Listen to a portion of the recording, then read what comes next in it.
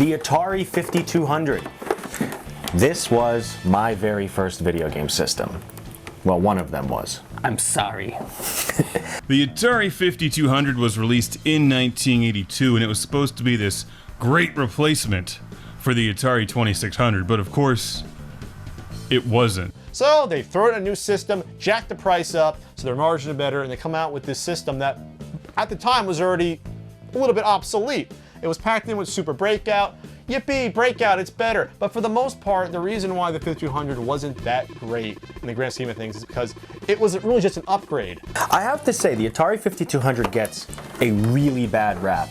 It had some incredible arcade ports of, you know, they look great. You look at Pac-Man for the 2600, it looks like absolute shit. You look at Pac-Man for the Atari 5200, it looks like Pac-Man.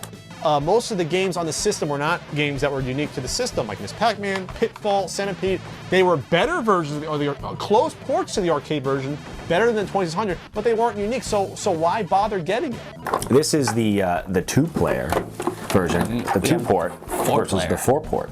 Now, I detest the controller with a passion. It's the absolute worst video game controller ever made. And while the controllers had these nifty analog sticks, they couldn't recenter. Right.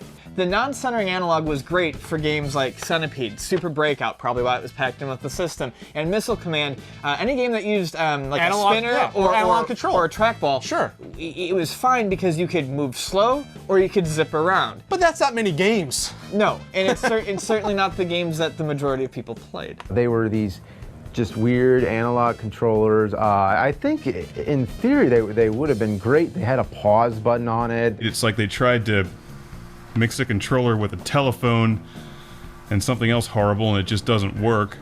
Atari 5200 controllers had the reputation of breaking all the time. They were notorious for breaking.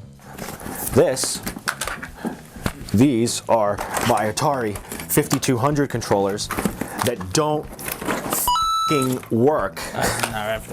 There's an RF switch, that's broken. I think that time has treated the 5200 poorly. It's not a fondly remembered game system. It's easy to make fun of it because of the terrible controller, because of the fact it was a commercial failure.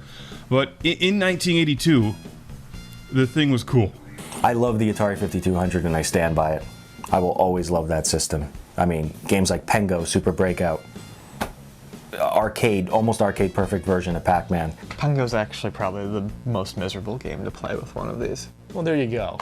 Pengo, don't get the 5200.